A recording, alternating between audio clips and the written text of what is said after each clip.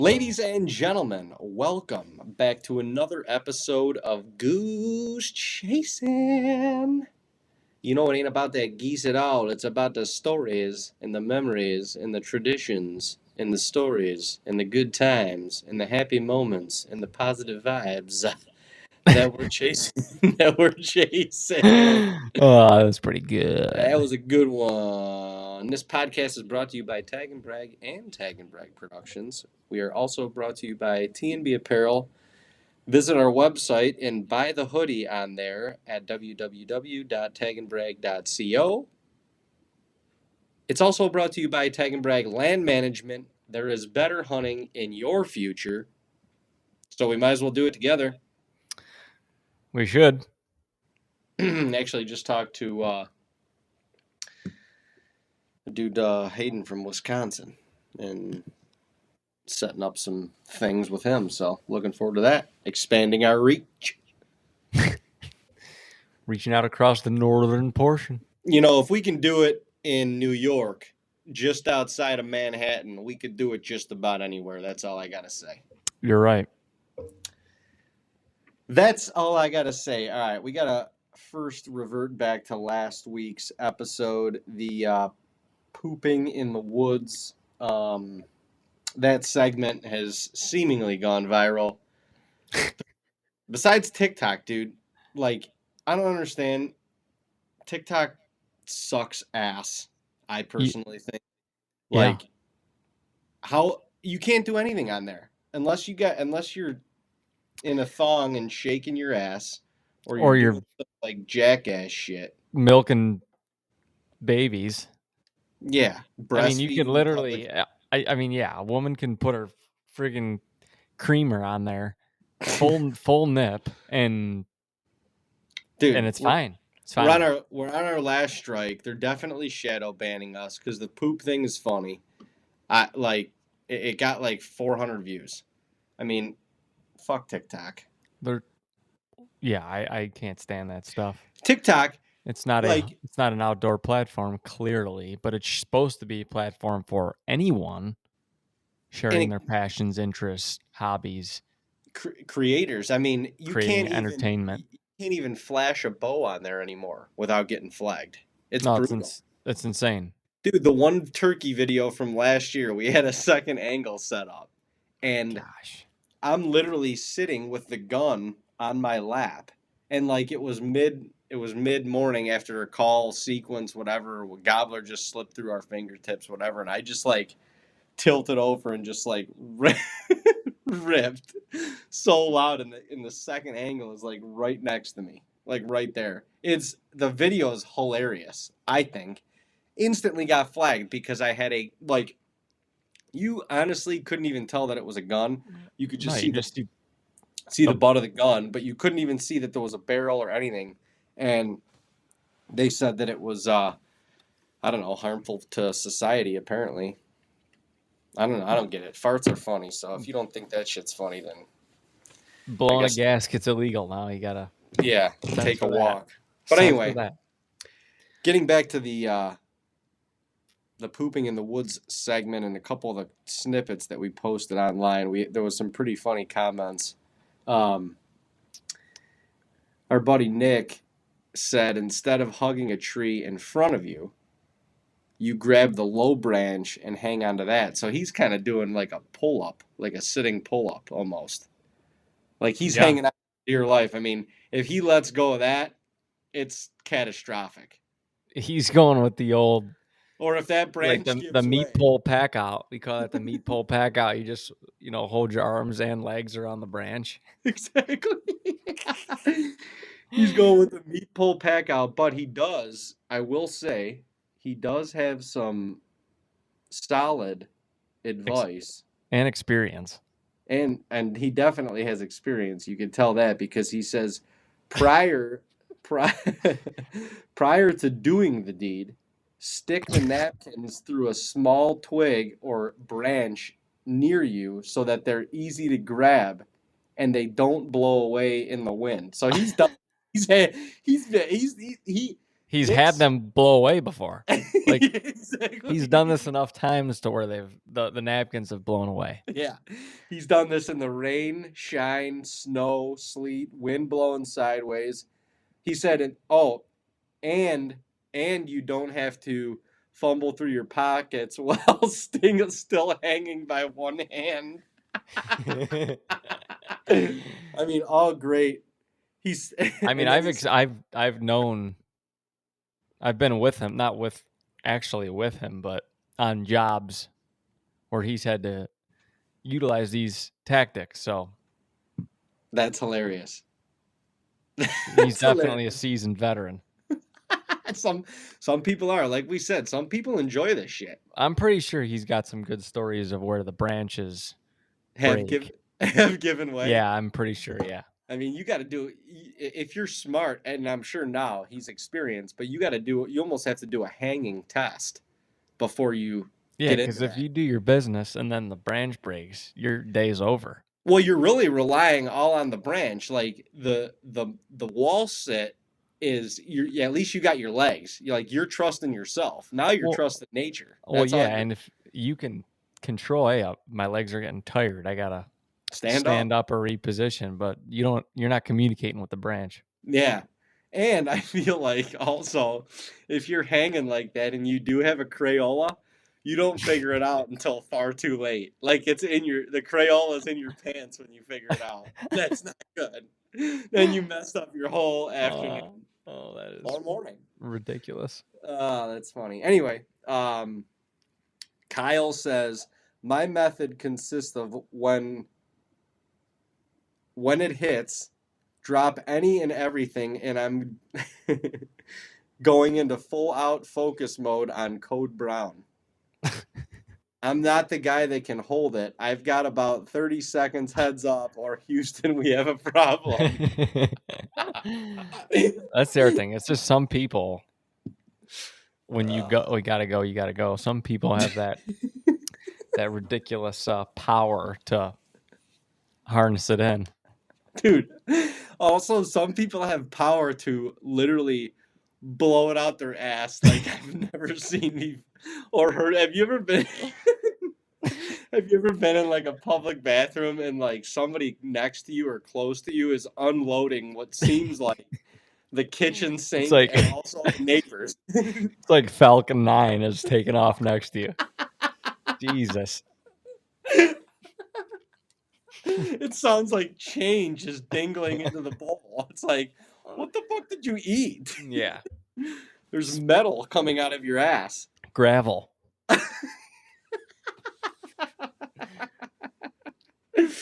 Oh my gosh! All right, what Cody Nixon said: any option that prevents itself. The Swamp Bros say there's nothing worse than a brown crayon in the woods.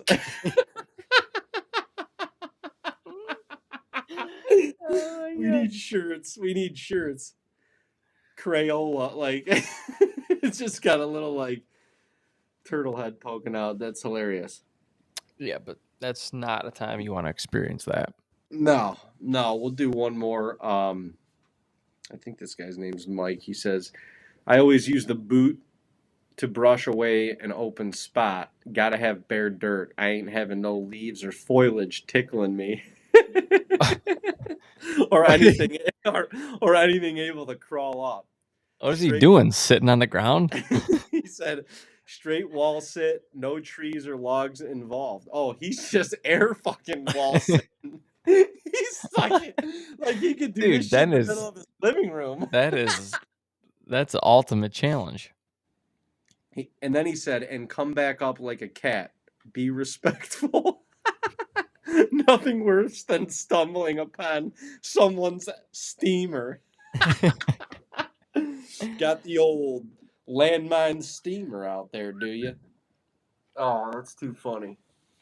That's impressive, though. I've done that. I've stumbled upon a steamer, and you're you like, know, no animal did this. yeah, that is not. There ain't no bears around here. Only thing that came from was a big old boy.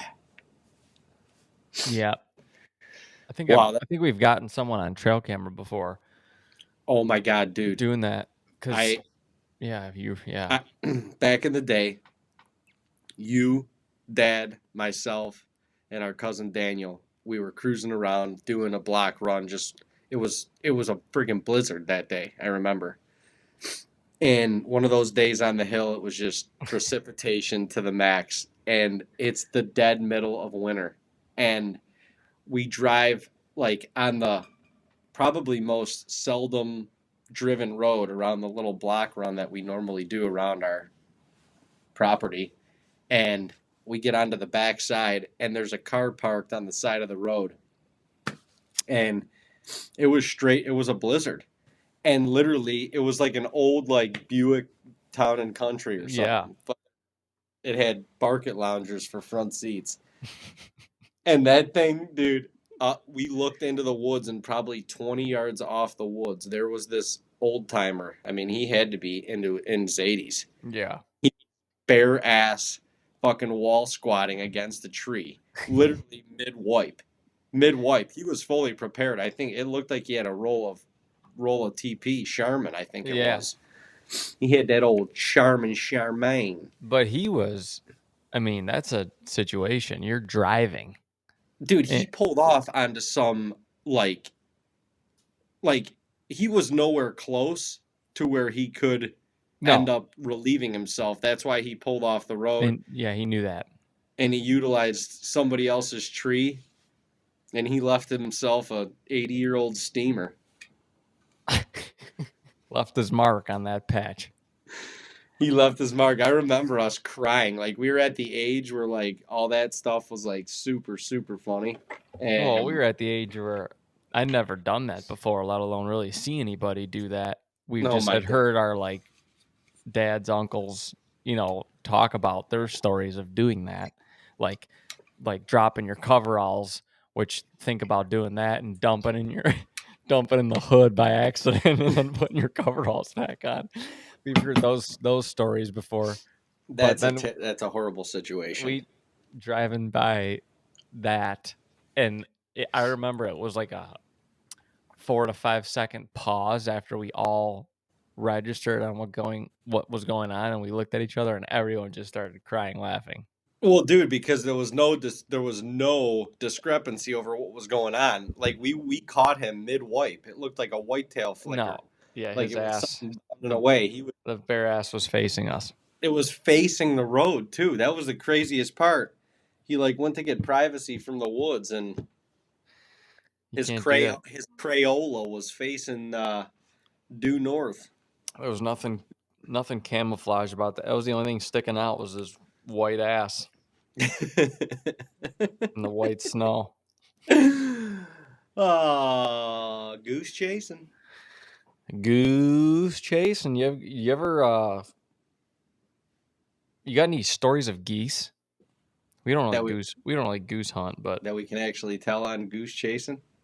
yeah, I mean, probably not many that you could tell. I got the only one. my most recent one, when we were up in North Dakota, I sat with Kane and his buddy Easton that one morning, and that was hilarious. These dudes, like, literally before school, are in the blind and hammering at geese. Like, we had geese flying every which way but sideways, and I mean, I think we got, when it was all said and done, they probably got 6 or 7 total. But it was just hilarious being in the blind with these cats, like before school. Fuck. You got a couple, whatever you said, 6, 8 geese. Go back to the lodge. Kane cleaned them out, and then goes to school. I mean, Goes to school. what a life. What a life is right. That's a I mean, pastime life. dude, it was so funny. I was giving Kane such a hard time. The one flock, there had to be 15 of these fuckers, and they came from over this lake from like 3/4 of a mile away, it seemed like. So we had all day to prepare, and we're in this massive, I mean, huge wheat field. Like, and obviously there's a spread of decoys out in front of us. Like, there's nowhere else anywhere close that these geese are going to land. They're coming to cup and land right on us. Dude, these things get to like where I felt I'm in this layout blind, and I felt like I could pop up and grab one of the friggin' hoofs of these things, and dude, him and Kane and Easton pop out of this drum or out of the layout blinds, and they just start hammering, unloading, and every one of these geese, maybe a feather or two, fell, but every one of these geese flew away, and it was hilarious. Look at Kane, and he's just like laughing his ass off. And I'm like, dude, are you serious? I could have grabbed one of them by the friggin' feet. But they did end up making a couple really good shots too. So just one of them deals. But it was Distance fun. shots. Yeah. Got the patterns spread out there. Yeah. You know what you do with geese after you clean them out? The best way to cook them? What's that? You clean them up, you breast them out, and you get all these vegetables, carrots and celery and potatoes, maybe some mushrooms, onions. You put them in a crock pot and you season up, your goose meat. Like, you got to season it up good, get some Lowry's and fucking whatever. Yeah. Season the shit out of it. You put that thing in the roaster, and you can add some chicken broth or whatever kind of broth you want, just to, soupy it up a little bit. You cook that thing for like, I don't know, probably 5 or 6 hours.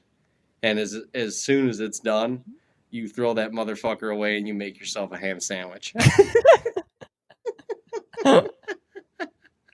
Because goose meat fucking sucks. No, it is not the best unless you triple wrap that thing, ratchet strap that thing in bacon. I mean, and then you peel out the goose meat and you eat the bacon. Yeah, exactly. Then you have yourself a bacon sandwich. We had it. It was half decent. One time we had it. I can't remember how we cooked it. I mean, you can make it. Yeah, it's jerky. You can make it decent. Yeah, you do some jerky. Honestly, it's great. It's probably great dog food. Dog food, yeah, it's great. People dog think food. some people think that's crazy, but what's in dog food these days? I mean, Right. Nothing good. So you have a natural resource. Dude, you go out there, enjoy some hunting. You can't skin a goose out and make some nice, healthy dog food. I mean, the heart, the liver, any scraps, It's great. Our dogs are getting. Utilize it. That animal ain't going to waste. I can tell you that much. If you love your dog, give him some good food. Gosh damn it. Give old Rufus some chow, man. He wants some chow. I remember this goose story. I don't know, whatever. I'm just going to tell it. But you had to be 18. I was 16. We were going to one of those baseball clinics that we had to put on, for being on varsity, whatever, just being in the baseball program in high school. Oh my God, yeah. And that was like Saturdays. They'd put those clinics on where you have to go there, be there, whatever, 7 a.m, be all day teaching kids, which was fun. It was fun. I like that shit. How to some fundamentals of the game. But I remember we had gotten I think we got halfway there, and we realized, were late. I think we had realized we had to wear those West G baseball T-shirts, and we forgot them or something, or you forgot. I don't know. One of us forgot them. You're right. So we had to flip around, and we were already a little late. So now we have to haul back home 5-6 minutes, grab those, and we're heading back to school, and we're cooking. I mean, we're cooking. It's we're going 55 and a 35. We're cruising, and I remember driving. God, baby. I remember driving straight into the sun, just coming up. Yeah, it was in our eyes. Right east. And you were driving. We were in the old 89 short bed Chevy. The big brush guard on the front of that thing, and that was all, it was jacked up a little bit. Sounded good, but I remember cruising down this road. We were speeding a little bit, and we come up over this hill. Sun was right in right in my eyes. And I'm like, man, how is Dave seeing super well?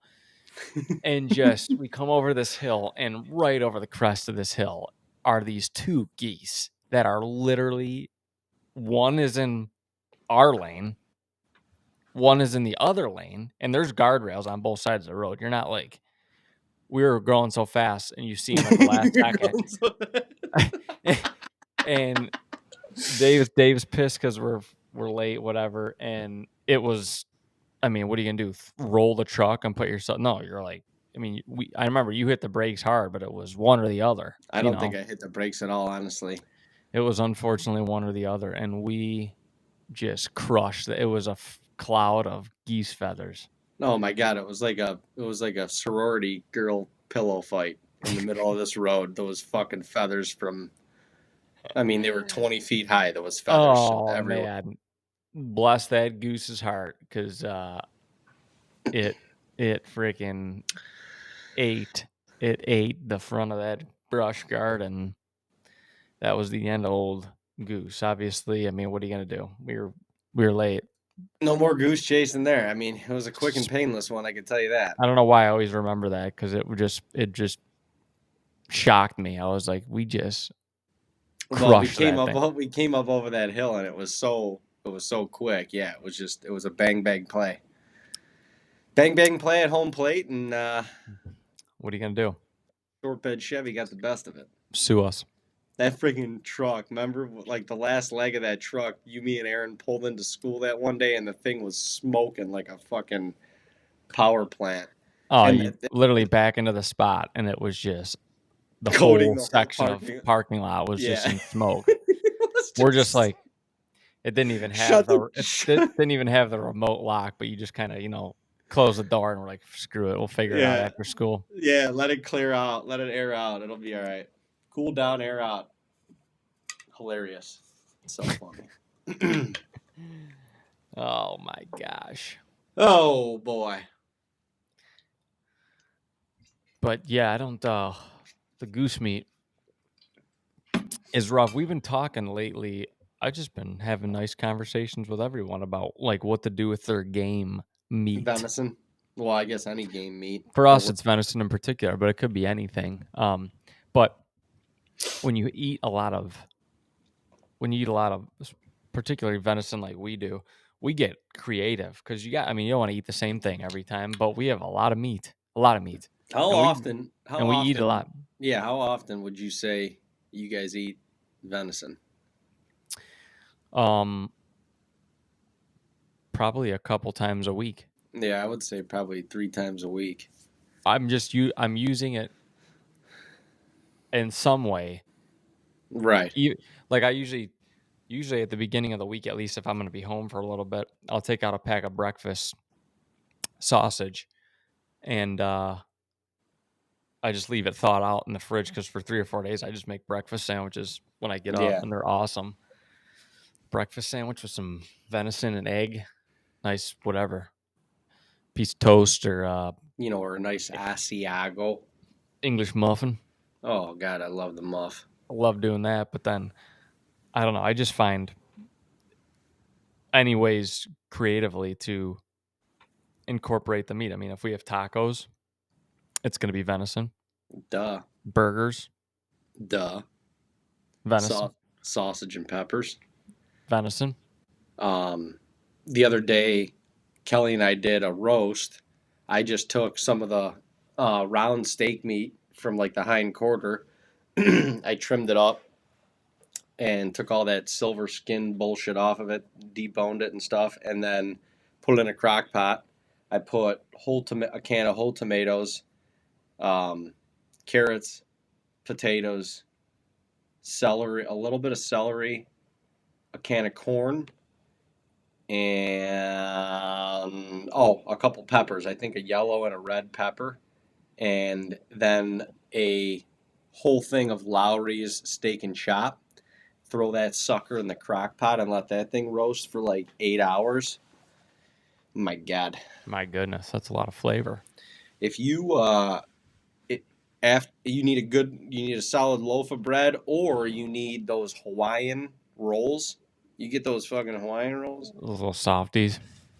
Oh God. Those softies are so good. You get them warm with some butter, mingia. Whoo. What's your favorite? I mean, what's your favorite way to eat venison? Man, I mean, honestly, it's probably taste-wise, it's got to be the venison Romano. I think that's but ooh, I don't even honestly. Oh, oh, I lost Dave.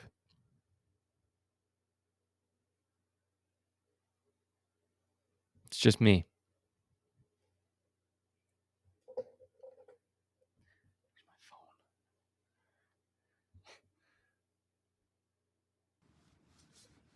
There he is. here we're back.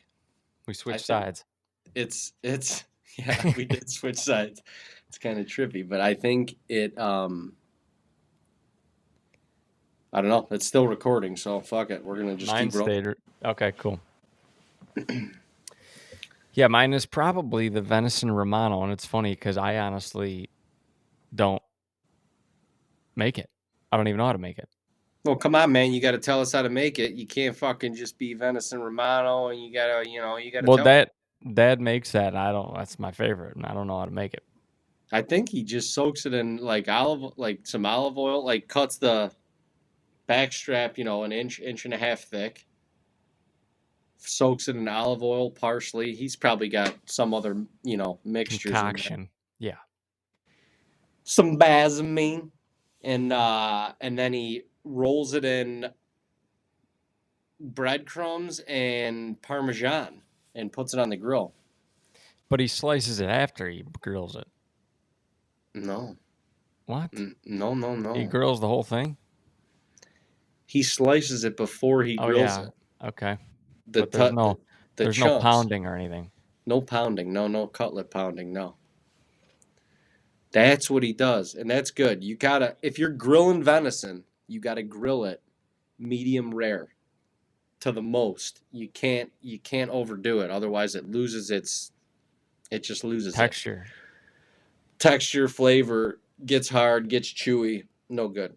No. Venison is so lean that you can actually, you know, it can be pretty rare and you're fine. It's so lean, like you're eating meat. It's like A dog. escargot. So what do you do with steak style meat like that? What do you do to, most people's knock on venison is they go, oh, that's got a little gamey taste. Well, is it all like that? Or can you get that out? I mean, you can get it out. I always rinse the meat and then I always dry it fairly well. Like I'll pat it dry. Like with the cutlets, and actually really with any of the meat, once you cut it up, if you soak that in, like put it in a bowl of water and then add a little salt to it and kind of a lot of salt to it, like, and then mix it in as so it's soaking in salt water essentially, and you let that soak for like 10 minutes, 15 minutes maybe. The water, you're going to see the water is like, All blood. yeah, it's the opacity of the water is no longer opaque. It's dense. And And honestly, if that happens and it's like thick red, you drain the water and do it again. do it again. Yeah, do it again for another 5-10 minutes, and let that you'll the whole texture and the feel of the meat will be different. The It's color will be different. the color will be different. It's going to be far more. It's going to be, yeah, far more tender. Um, and Most, especially when yeah. you're doing the cutlets, like when you're doing the cutlets and you're trying to tenderize them because you have to pound the cutlets out real thin. Like the more of that like blood and shit that's in the meat, you can't it the meat will tenderize, but then it'll expand back up. You know what Yeah, I it mean? doesn't want Like to stay spread. It's like pizza dough. exactly. So you have to you have to be mindful of that. But any gaminess in the meat will likely be taken out with that saltwater soak. Yep. And But a lot of people don't do that. but too, it matters how you harvested that animal, and it Yes. matters how you took care of it after you harvested the animal. Yep. Like if you clean kill, heart, lungs, like that animal's dead within a minute. of when you shot it, or with a rifle, if you hit it in the nerve bunch or spine and it's lights out, best case scenario. Yep. Best case scenario, because the animal didn't suffer. It didn't have time to give off those like endorphins and shit that are that it an Stress. animal that we all give off, yeah, in stressful situations, or especially when we're suffering. Like You're if tense. yeah, if But their muscles are tense. Yeah.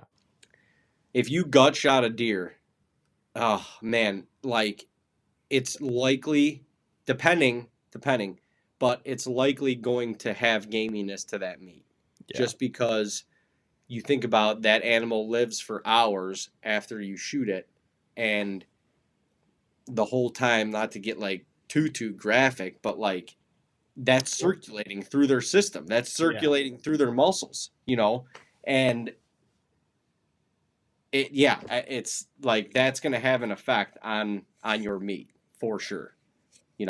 Definitely like the inner tenders. Yeah, the inner tenders Those are gonna be done. are shot. Those are shot, and that's the best. That's hands down. That's my favorite cut of meat on the deer, easily. Oh yeah.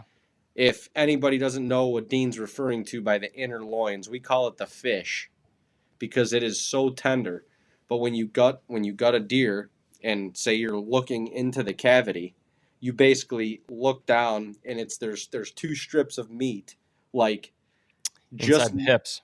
yeah, just north of their hindquarters, inside their hips, and they come out very easily. They really need to get trimmed from like the top and the bottom. But if you have the deer hanging up and you trim it from the top, that meat will essentially just fall out, or you almost be able to just like pull it out very easily.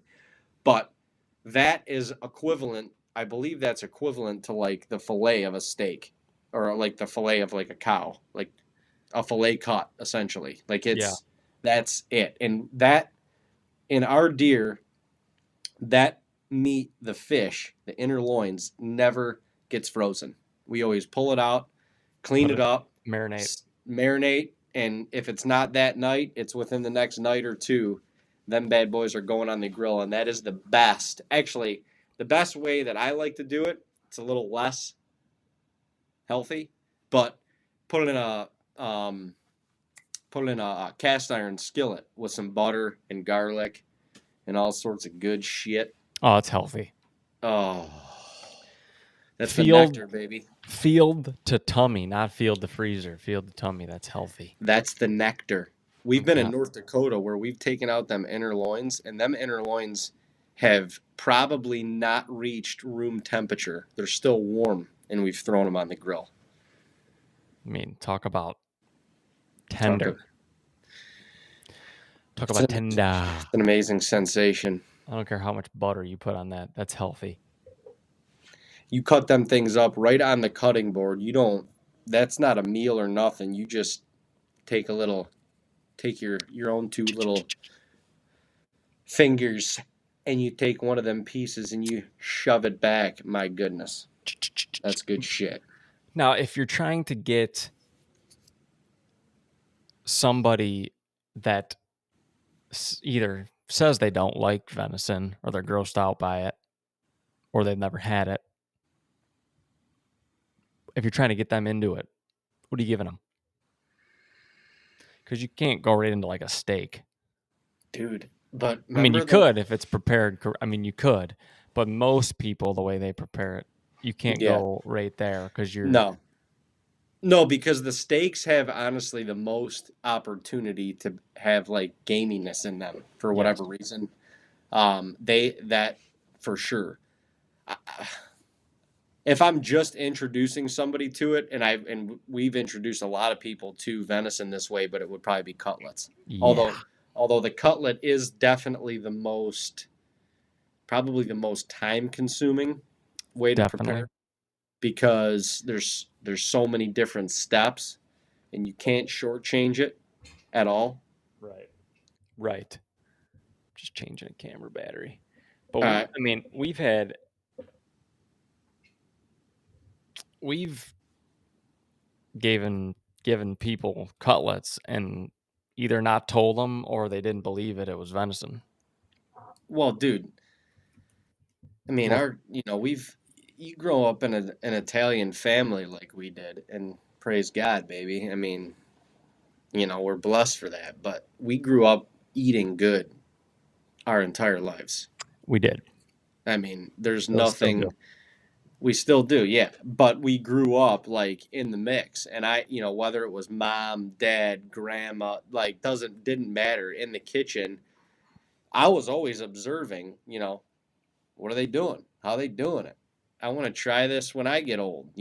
And so now the art of the cutlet has been passed down for generations. You're right. It's a I fucking mean, beautiful thing. it's such a staple in this family that we nicknamed Camp Cutlet. Cutlet. That's where we're going to provide the cutties. But when that thing comes out of the oil and you dap that thing a little bit, give it a little 1-2 step on the fucking paper towel, and then that thing's piping hot, and you squeeze a little lemon on there, and then you give it a little dusting, a nice, I would say a liberal dusting of Parmesan or Romano cheese, whatever your favorite is, and it's almost like there's the lemon juice on there kind of just absorbs the Parmesan. It Mm, all becomes one, but it's still hot. kind of like a paste. Oh my God, man! There's nothing better. There's nothing better, and anyone that eats them will tell you they're incredible either way. But the best way to eat them is not as a meal. It's just out the fryer, Dish right right out out that the fryer, just how you explained it. hot and Put piping. it I on a mean, paper towel. you could get all sorts of dipping sauces out. I mean, Oh cutlets are good God, with the lemon Parmesan combo. Cutlets are good with a red marinara sauce on top and throw some Parmesan. Almost do it like a chicken Parmesan. oh You God, It's good with pasta. It's good with a white pasta, white pasta. It's good with red pasta. It's good with mashed potatoes and gravy. incredible. Underrated, completely underrated meal. And honestly, once you put them away, like they're in a plastic bag in your fridge, you take them out like potato chips. They're not going to last very long. They No, probably most of them will be gone that night, even if they're not gone for dinner. They'll be gone later.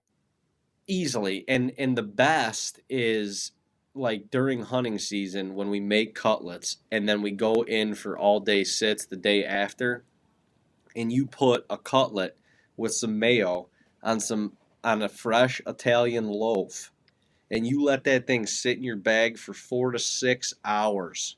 Ooh, There's nothing better. it's almost like it It's congeals together. it's not fair. It's It's not like fair. it's very similar. Whatever happens to the cutlets kind of happens to the peanut butter and jellies in your bag. I don't It's know why they're so good. dude. One time I ate a cutlet sangy that was 3 days old. It was probably the I best. felt like it was Christmas. I mean, it's staying out in your bag. It's refrigerated essentially. It is. It is. I mean, They should just make those and like peanut butter and jellies and put them in a book bag for like 3 days and then sell them. dude, we'd make a killing. I'm telling you, because if you haven't ever had this while you're on like your 6th or 7th hour of an all day sit, and you're so friggin' hungry. I don't know what it is. Maybe it's just when you're battling cold and like just elements and mental things out in the woods. It's just you're really honing into the simple things in life. So when you get a succulent cutlet sandwich or a peanut butter and jelly, you're just like there's not a more beautiful thing. No, I mean, and you think about it when you think about the position you're in. You're hunting deer while you're eating deer. That's I I mean, mean it's like how much more natural does it get? The it's big man incredible. upstairs is giving you a round of applause. He's just going like this. He's like, son, you've done it. You guys are really fully taking advantage of this life that you live. Son, you've done it. You're utilizing my great resource. But yeah, I mean, getting back to it, that's definitely the go-to. If you haven't had venison before, and you're trying to introduce somebody to cutlet. Although, albeit that it's a little bit high maintenance, but the cutlet is absolutely the way to go. It's funny, at Ohio State, our last 2 years there, we had a big house that we leased with our boys. So 8 there of were us, 8 or 9 of us in the house, 9, yeah. and we would, I mean, it was essentially, it was once a week we would have cutlet night because the boys were like, we need them cutlets. Oh yeah, cookie And sheets, baby, this was also, I mean, it got popular to where other people were coming over. for cutlet night. Some of these people, I mean, none of these people hunted or anything. They were just like, we we had a taste of it, and now we want more. Came for the cutlets, baby. And that's pretty cool. And I mean, most people at school, especially at a house like that, like you're not cooking meals. But one thing that I do cherish about at least our college experience is we turned heads with the cooking. Oh my Just god, a house of 8 men in college. The last thing you think about is, what are these boys doing in the kitchen? dude, we That's not broke what you bread think every about. night. You're thinking about, oh, Monday to Thursday, we broke bread every night. oh my gosh. And it It was was fucking honestly, amazing. everyone had things that they cooked that were Yep. just incredible. I What mean, was we your would make, favorite that wasn't? What was your favorite that wasn't cutlet night? I would probably say, I mean, I would probably say it was the stir fries. Kefir stir fries. Oh my god, because we'd be in the kitchen, and this kid's got like literally 7. I mean, every bowl and apparatus in the kitchen is out. Oh Number my god, one, the kitchen was destroyed. every burner is going. Yeah, we had burners that we didn't even know we had that were going. There were 7 to 9 different sauces that this Dude, kid would eat be mixing double up, digit sauces. and there was no recipes being followed, but it was, you know what I mean, it was a fire stir fry every time. He acted like he knew what the fuck he was doing, that's for sure. Yeah. Kiefer was mixing it up in the kitchen. You were trying to ask questions about what was going this way and what was going that way and what the hell was really going on, period. And he couldn't really give you a straight answer, but he damn sure looked like he knew what he was doing. A couple times we'd be going to get that thick cut bacon, and you fry some of that up, and then you chop it up real tiny pieces, and then you throw that into the stir fry, Oh my and it god. adds an incredible little flavor and just a hint of a crunch in there. Mm, My There's God, it was no, on fire. I mean, And then we'd have burger pasta night. oh, burger pasta night. I mean, That that was was, it for me. other Because than the cutlets, that was probably the most famous. The burger dude, we would pasta, make which a lot of times was with venison. was if venison was readily available, it was all with venison. It was all with venison. Dude, we would make a 3 pound bag, one of those massive rotini bags Yeah. of pasta. We had a pot that you could literally take a bath in, full of fucking burger pasta, like 3 pounds of meat, and we would get like 6 loaves of garlic bread and just Destroy it. Frank's Red Hot and just go to fucking town. Yep. I'm trying to think of what else were some of the pop. I mean, we did burgers a lot. Once again, venison. Burgers were great all the time. Don't hate it. We did the cutlets. We did with pasta sometimes. The cutlets we did with. I think the favorite in the house, and this is kind of where it started in college, was the cutlet mashed potato gravy combo. Unreal. Talk about orgasmic. I mean, you just a nice base of cutlet on the bottom of the plate, and then you literally I would just put a little scoop of mashed potatoes right on top of that, pour gravy over top of it. It was like a hot The whole hamburger, thing. Oh my that we had god. in. I mean, it was basically what it was. Ruthless is what it was. It was ruthless. Gosh dang it.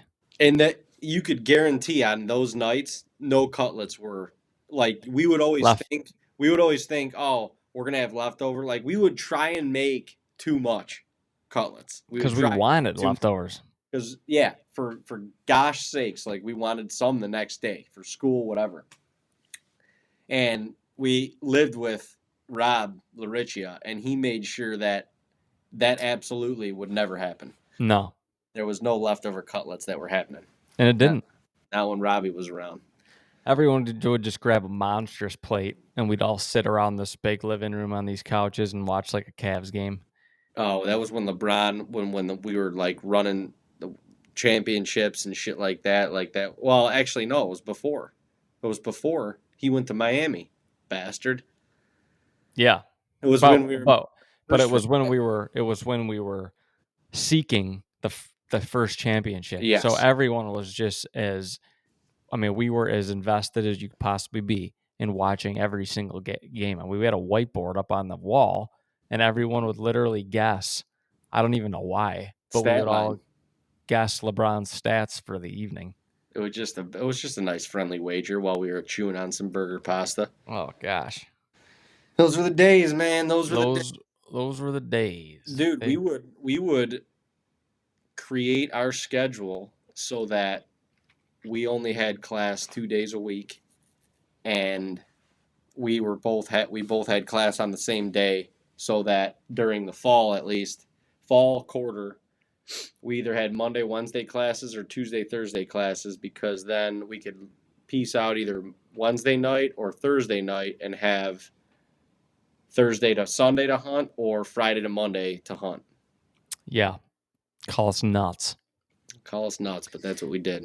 We just, yeah, we loved college, but we did give up some time, some of that social Well, life in the fall for in sure. the fall. Yeah, to be in the bush.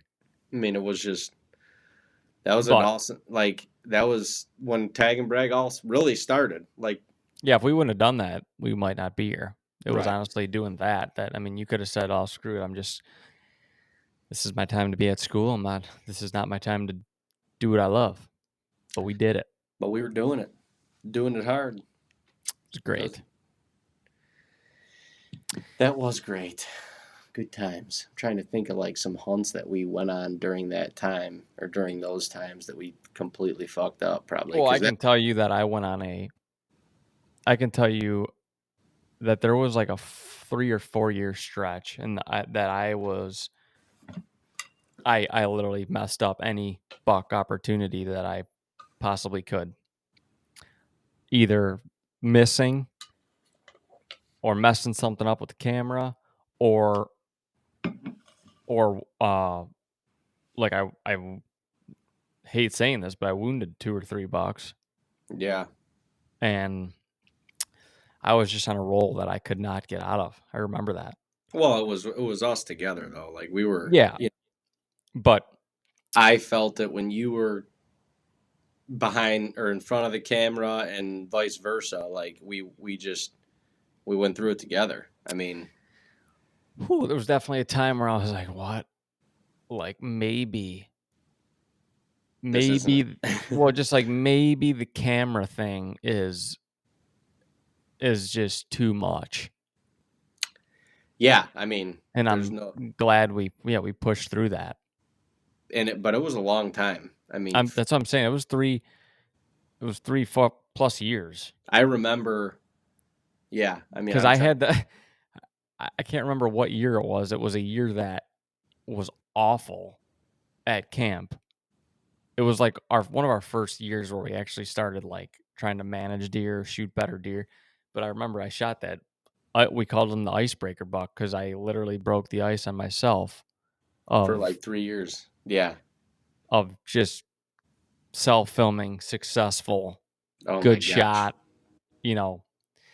and thankfully since then it was I've been on a good roll. But honestly, that's part of that time of my life, just with hunting, is part of what made me hunt the way I hunt now. Like you always say, like Dean's very conservative. Things got to be right.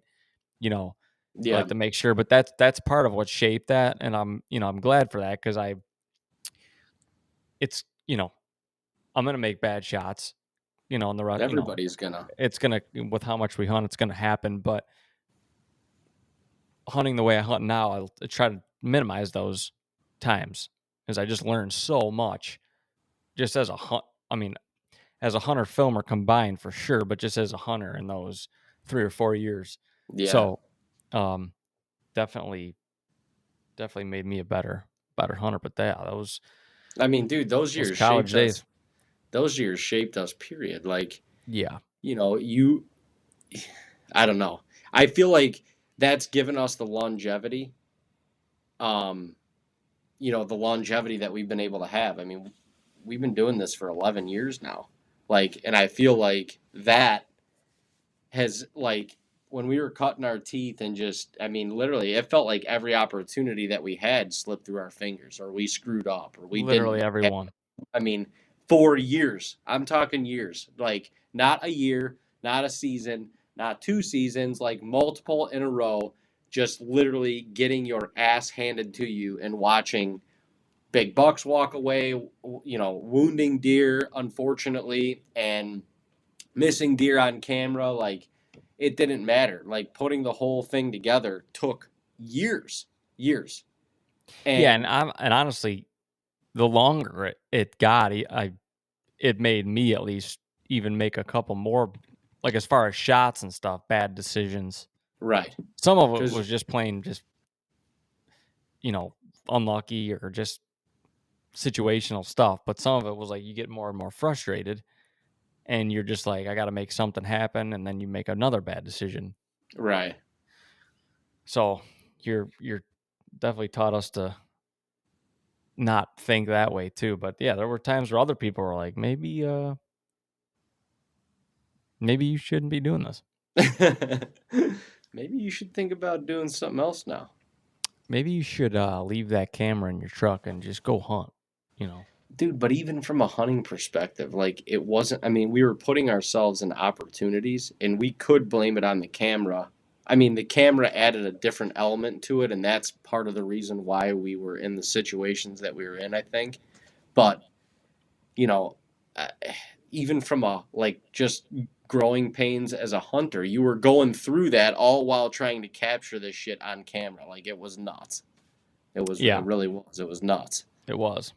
But once again, I mean, I think it allowed us the longevity, to be here now, because those mistakes that we won't typically make anymore, and even the opportunities that may feel like they slip away, like for us, if we document them and we can show people, then it doesn't, like, that's not a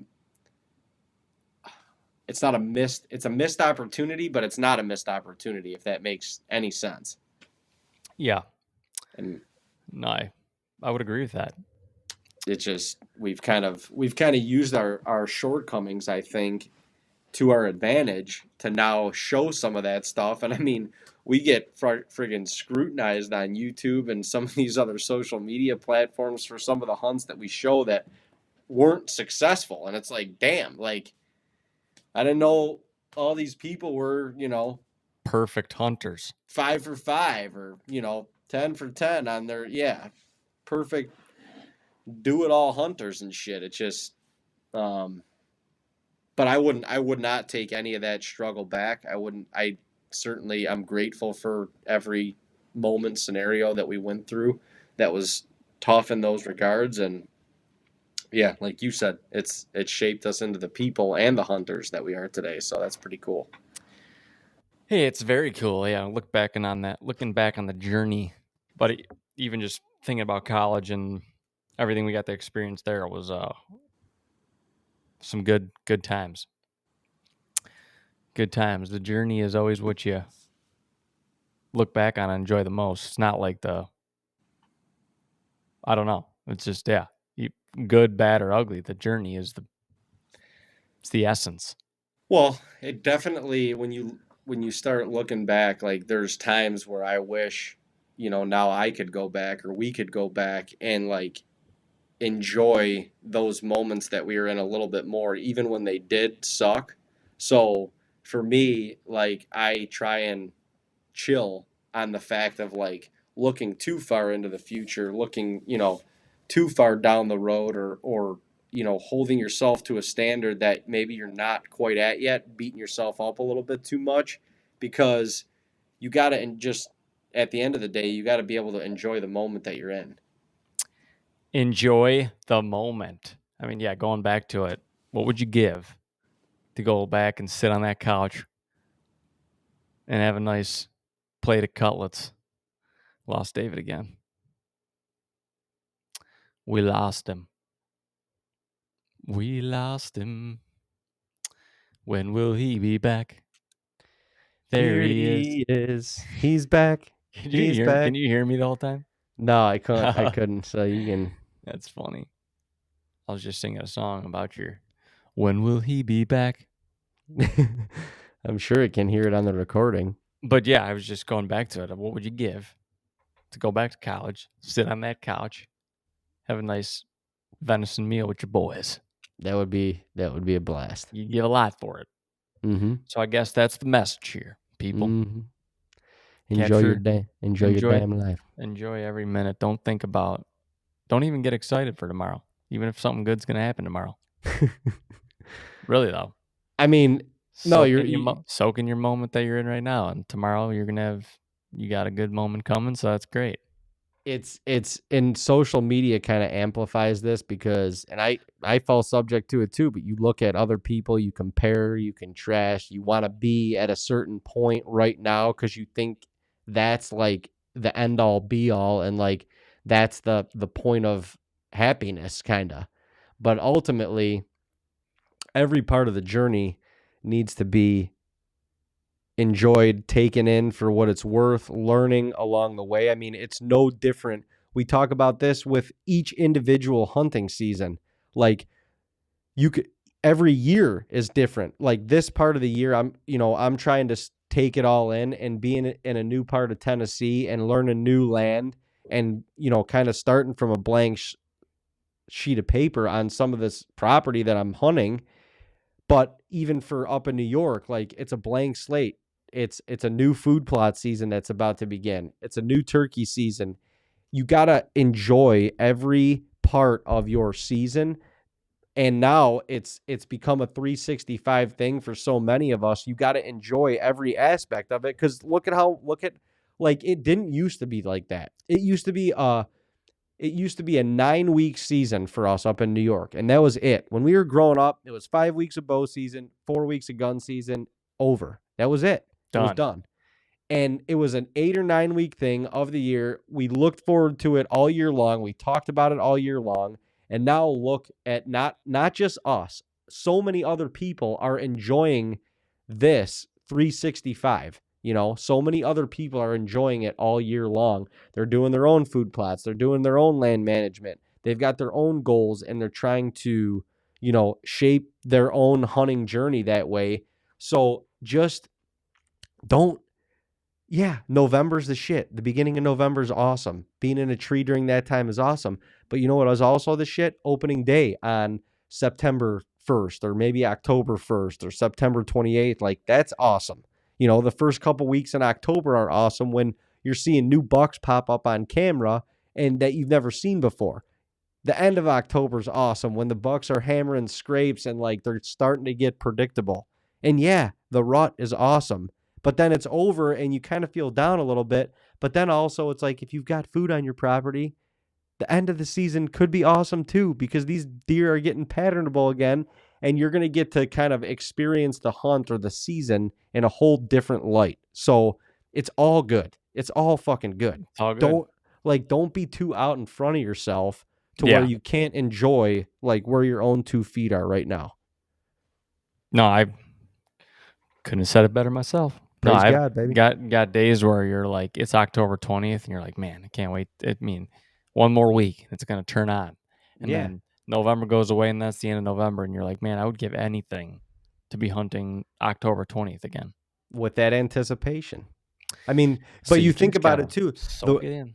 Everybody thinks the rut lasts like 2-3 weeks, and it may last that long for them. But if you have a specific buck that you're hunting, he's not going to be on your property for that whole 2 to 3 weeks. You may have a day or two where he's running one of the specific doe on your piece of ground, and then that's it. You might be gone for 3 weeks. And then he might be gone forever because the guy a mile and a half down the road might she-can him with a friggin' 12 gauge during a man drive. You have no idea. Yep. So enjoy thy moment. Enjoy the moment. Well, that's pretty good, I think. Well, turning this back, because I know you mentioned, getting back to the food portion of this, that cutlets were probably the thing that you would get someone in, if someone hadn't had venison before, they were skeptical of eating it, that's what you would give them. We didn't run through this. Give me a 2-minute. How do you make them? Because a lot of people are like, I don't know even know what those are. Yeah, so like I said, we said this before, but it is a little bit of a tedious process, okay? So essentially you need a bowl, 2 bowls, and like something to put them on when they're done, okay? And this is prior to actually cooking them, okay? So my favorite way to make cutlets, you're going to take a back strap, okay? You're going to probably take a third, maybe half of that back strap, depending on how many people you got. A third backstrap will typically make probably, I would say, like 15 to 20 cutlets. Wouldn't you say that's accurate? Yeah. So you're going to want to slice the backstrap in like, I don't know, half-inch, not even half-inch sections. The thinner the better, because you got to pound them anyway. But yeah, you got to give them a little bit of a substance there to be able to pound. You got to give them a little substance, but the thinner the better, because you are going to be pounding these out with like a tenderizing mallet. So slice them into quarter, maybe at most half-inch, pieces. Slice them all up. That at that point, like Dean said, is when you would put them and soak them in your salt water. Soak them in salt water for 10 minutes. I would say take them out, maybe put them in like a pasta strainer or something, and kind of rinse them, and then dab them. Make sure they're dry, as dry as they can be, with like a paper towel or something. Then in one bowl, you're going to crack probably 4 to 6 eggs. You're going to chop up some fine parsley, and then you're going to put in there, I'm pretty hefty on the Parmesan cheese that I put in there, but like I want the egg, the parsley, and the Parmesan to almost create like a whitish, very light yellow paste, if you will. A goo, okay? A goo. And I like a lot of parsley in there. Like I chop that parsley up super fine, and I throw a lot of it in there. A lot, like a softball size chunk in there. Anyway, what you're going to do, suave that up like you're making scrambled eggs, and you're going to take the cutlets that you have dried off, and you're going to tenderize them thin. I mean, like very thin, like almost to where you can see through them thin. You're going to tenderize them on both sides, and then you're going to just throw them right in that egg. And you got to make sure both sides get coated in the egg, Parmesan, parsley dressing. And you can let them sit in there for a couple hours if you want, or you can just literally put them in the egg and go right to the breading. But from there, we like to use Italian breadcrumbs. You can use panko, or you can mix panko and Italian breadcrumbs together. But you're going to take each cutlet out of the egg and put it in the breading. You're going to, cover it in breading, pat it on one side, flip it over, do the same thing, and then you're going to put it on a cookie sheet or something like that. You're going to lay the cutlets out before you fry them. You're going to go through that whole process until all the cutlets are done. And then you're going to get you can either use a skillet, or we like to use like an electric fry pan, because you can control the temperature on there. Put it to like 350, 375, heat the oil up, and then very quickly on each side, like you'll flash fry it. It'll get hot on one side, and you'll start to see a little bit of the juices coming up through the meat. The meat will start to turn like just a little bit red when it's doing that. As soon as it's doing that, flip it. Another 2 minutes aside. You're just looking for a little golden brown. Looking for a little golden brown, little crisp, and then you pat dry it, Get the oil out of there. Yeah, put it on spread out some paper towels, kind of thick paper towels, so that each cutlet can kind of dry off on there. You flip it once and let it just kind of dry off on there after it comes out of the oil. And then you're ready to put on the toppings of your choice, or just eat them right out the skillet. Oh, so good. They're the best when they're piping hot right out of the fryer. They're the best. They are the best. I'm hungry now. I want to make cutlets now. This is ridiculous. Incredible. Anybody that is new to eating venison or tells us that's disgusting, yeah, I won't have that. No, it's not. and then they have one of these and they're like, wow, that's really good. One of the Pretty things that simple. drives me nuts is when people are like, you guys eat venison? Like, that's disgusting. And then they're like, or you ask them, well, have you ever had it? And they're like, no. It's like, how do you say that? You don't know. How do you say they're disgusting if you've never had it? Well, you eat chicken, Chicken cutlets. but you eat steak. Try one of these. And then real quick, the other little one that's good that I mean, I can promise you, I don't know who wouldn't like this, but this is good for like a party or Oh, I know what you're gonna say. yeah, the venison cheese dip. Oh my God.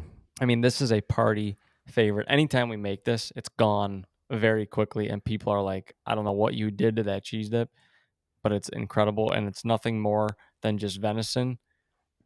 You get a crock pot going, put it on high, and you're going to just get some Velveeta cheese, like a brick of Velveeta cheese. You're just going to slice it up or get it into some chunks, get that going in the crock pot, get it melting. And then you're just going to take, I mean, I've done this with sausage and burger venison. When we say burger, it's just mixed a little bit with beef to give it a little bit of that fat. When we say sausage, mixed a little bit with pork. But you take about a pound of that, then you just fry it up, ground. And then as that cheese is melting, you just combine it into the crock pot. Oh my God. And then you can, there's no perfect way to do this. You can grab a can of like mild or hot salsa. You can just go grab a can of diced tomatoes. Or those rotini like tomato and chili pepper things. Yeah. And you're going to put a can of that in there. And then if you like a little heat, slice up a little jalapeno, put it in there. Oh my God. It just It's so good. A cheese dip is such an easy party thing, and this it's obviously you're not taking bites of this and you're not tasting the venison. It's just a meat cheese. It's like a chorizo. Oh my God. Chorizo cheese dip. It's incredible, and I promise you, people will be asking for more. Yeah, even the venison naysayers will be asking for more. You can make a meal of it. You could, but you might be plugged up for a few days. Oh yeah, you want to talk about doing a friggin' wall sit? You are going to be wall sitting yourself to a friggin' hemorrhoid is what you're going to be doing. You will want to eat this eat yourself into a coma here. But dude, you can't stop. You literally can't stop. You cannot stop. Like it's disgusting actually.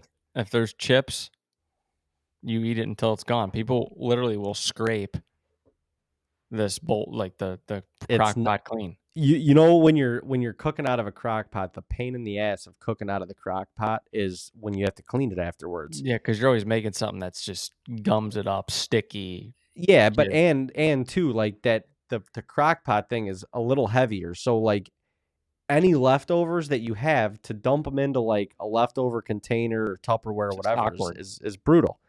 So, but that's what's the best with this cheese dip is that shit will get cleaned up. No problem. I mean, you got 4 to 6 people. Get ready to dirty your shorts. You will take care of it. I guarantee it. Got to do that again soon. That stuff is done that, a couple or a month or so ago for the Super Bowl, and people were just like, "Dude, we need to do that this weekend for a little getaway." Yeah, you're right. Some of that chowder in there. Gosh, can't wait for it. Damn it, it's so good. Fun things to do with venison. Well, Dino, we're about at the hour mark, maybe a little over the hour mark. That's probably a good place to stop it for today. And now I'm hungry. I'm fucking hungry. Damn it. Gotta go find something to get creative and make. I might have to make some venison something tonight because I'm inspired. I've inspired myself. Damn it. That sounds good. I want a cutlet right now. Well, everyone, as usual, we appreciate y'all listening. If you don't already, go follow us at Instagram or on Instagram at Team TAGNBRAG, on Facebook, YouTube, and TikTok at TAGNBRAG, and now on Spotify at TAGNBRAG. to listen to our latest and greatest podcast. If you haven't heard any, this is episode 6. If you haven't heard any of the other previous ones, we welcome you to go back and take a listen. And I don't know, wherever life takes you this week, stay where your feet are. Stay where your feet are, and enjoy the moment. Grab it by the horns and ride that son of a gun. Don't get too out in front of yourself. How about that? Present. Be present. Praise God, baby. Praise God. Because life is a present. Praise God. We will see y'all right here next week on the next episode of Goose Chasing. God bless y'all.